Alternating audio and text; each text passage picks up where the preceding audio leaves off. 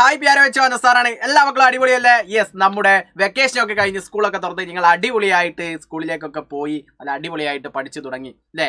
അപ്പം നമുക്ക് ഈ അധ്യയന വർഷത്തെ ആ അവസാനത്തിലേക്ക് നമ്മൾ എത്തിക്കഴിഞ്ഞു. പുതുവർഷത്തിലാണ് നമ്മളുള്ളത്. പുതിയ തീരുമാനങ്ങളൊക്കെ നമ്മൾ എടുത്തിട്ടുണ്ടാകും. അതൊക്കെ ആയിട്ട് നമ്മൾ അടിപൊളിയായിട്ട് എന്ത് ചെയ്യും, മുന്നോട്ട് പോകും. അപ്പം എൻ്റെ മക്കൾക്കറിയാം, ഓണപരീക്ഷ കഴിഞ്ഞു, ക്രിസ്മസ് പരീക്ഷ കഴിഞ്ഞു. ക്രിസ്മസ് പരീക്ഷയുടെ റിസൾട്ട് എങ്ങനെ ഉണ്ടായിരുന്നു എന്നുള്ളതൊക്കെ ഒരുപാട് മക്കൾ കമൻ്റ് ഒക്കെ ചെയ്ത് നമ്മുടെ ഇൻസ്റ്റാഗ്രാമിലും വാട്സപ്പിലും ഒക്കെ നിങ്ങൾ അയച്ചിട്ടുണ്ടായിരുന്നു. ഒരുപാട് സന്തോഷം, അടിപൊളിയായിട്ട് എഴുതാൻ കഴിഞ്ഞു എന്നുള്ളതിലൊക്കെ. ഇനി നിങ്ങൾക്ക് നിങ്ങളുടെ ആൻസർ ഷീറ്റ് കിട്ടിയിട്ടുണ്ടാകും. അതിലൊക്കെ നിങ്ങൾ സന്തോഷം കണ്ടെത്തിയവരാണ്. ഇനി ആർക്കെങ്കിലും പ്രതീക്ഷിച്ച മാർക്ക് കിട്ടാത്തതായിട്ടുണ്ടെങ്കിൽ നിങ്ങൾ പേടിക്കേണ്ട, അടിപൊളിയായിട്ട് നമുക്ക് പബ്ലിക് പരീക്ഷ നമ്മൾ സെറ്റാക്കും. ഇപ്പോൾ വന്ന പോരായ്മകളൊക്കെ നമ്മൾ എന്ത് ചെയ്യും, നികത്തും എന്നുള്ളതാണ്. ഓക്കെ, അപ്പൊ നമുക്ക് ഇനി പഠിക്കാനുള്ള പാഠഭാഗം എന്ന് പറഞ്ഞു കഴിഞ്ഞാൽ, പബ്ലിക് പരീക്ഷയ്ക്ക് അവശേഷിക്കുന്ന പാഠഭാഗം എന്ന് പറഞ്ഞു കഴിഞ്ഞാൽ ഇഖായി 5 അഥവാ 5ാമത്തെ യൂണിറ്റ് ആണ്. ബൂന്ദേങ്ക ഗീത് എന്ന് പറയുന്ന മനോഹരമായിട്ടുള്ള ഒരു യൂണിറ്റ് ആണ്.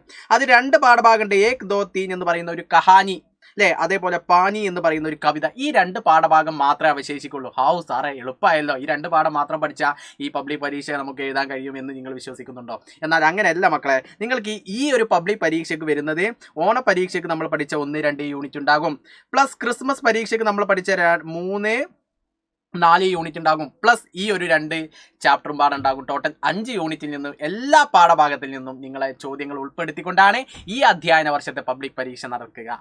അപ്പം നിങ്ങൾ പേടിക്കൊന്നും വേണ്ട, സിമ്പിളായിട്ട് നിങ്ങൾക്ക് കഴിയും. അപ്പോൾ സാറേ, ഞങ്ങൾക്ക് പഴയ കാര്യങ്ങളൊക്കെ അങ്ങ് മറന്നു പോയിട്ടുണ്ടല്ലോ എന്ന് നിങ്ങൾ എന്ത് ചെയ്യും, വിചാരിക്കുന്നുണ്ടാകും. അപ്പോൾ അത്തരത്തിൽ നിങ്ങൾ മറന്നു പോയിട്ടുണ്ടോ എന്നുള്ള ചോദ്യങ്ങൾക്ക് ഇവിടെ പ്രസക്തിയില്ല. നിങ്ങളെ പ്രാപ്തരാക്കാൻ വേണ്ടിയിട്ട് നമുക്ക് ചെയ്യാൻ കഴിയുന്നത്, നമ്മളൊരു എൻഡ് ഗെയിം ബാച്ച് തുടങ്ങിയിട്ടുണ്ട്. അപ്പോൾ ആ എൻഡ് ഗെയിം ബാച്ചിൽ നമ്മുടെ ഇതുവരെയുള്ള കംപ്ലീറ്റ് ചാപ്റ്റർ എന്ത് ചെയ്യും, റിവൈസ് ചെയ്യും. അപ്പോൾ ഒരുപാട് മക്കൾ ബാച്ചിൽ ഓൾറെഡി ഉള്ള ആളുകളാണ്, അവർക്ക് ഈ ആക്സസ് ഫ്രീ ആയിട്ട് ലഭിക്കും. അപ്പോൾ നിങ്ങൾ എന്ത് ചെയ്യുക, നിങ്ങൾക്ക് ഈ ബാച്ചിൽ ജോയിൻ ചെയ്യാൻ താല്പര്യം ഉണ്ടെങ്കിൽ താഴെ കാണുന്ന ഈ സ്ക്രോളിൽ നിങ്ങൾ എന്ത് ചെയ്യുക, ജോയിൻ ചെയ്യുക എന്നുള്ളതാണ്. മാത്രമല്ല, ഇപ്പം നിങ്ങൾക്കൊരു ബെസ്റ്റ് ഓഫറും കൂടി ഉണ്ട്.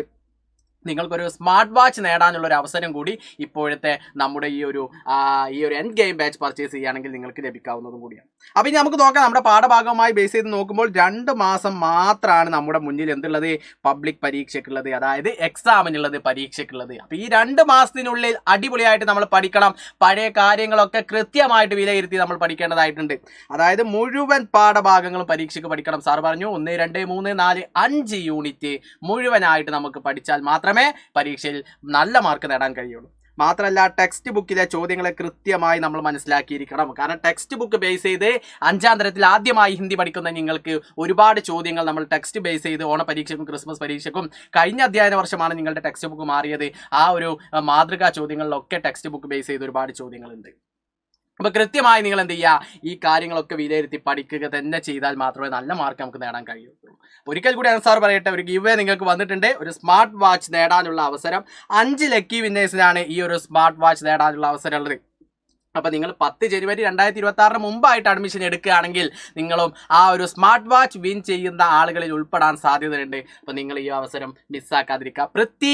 പ്രതി എൻഡ് ഗെയിം ബാച്ചിൽ നിങ്ങൾ എന്ത് ചെയ്യുക, ജോയിൻ ചെയ്യാത്ത മക്കൾ ജോയിൻ ചെയ്യുക. കൃത്യമായിട്ട് നമുക്ക് കലോത്സവവുമായി ബന്ധപ്പെട്ടൊക്കെ ഒരുപാട് ക്ലാസ്സുകൾ ഇപ്പോൾ നമുക്ക് നഷ്ടപ്പെട്ടിട്ടുണ്ടാകും. അതൊക്കെ റിക്കവറി ചെയ്യാനും നിങ്ങൾ പഠിച്ച കാര്യങ്ങൾ ഒരിക്കൽ കൂടി ഓർമ്മ വരുത്താനും ഒക്കെ ഈ എൻഡ് ഗെയിം ബാച്ച് നിങ്ങൾക്ക് ഉപകാരപ്രദമാണ്.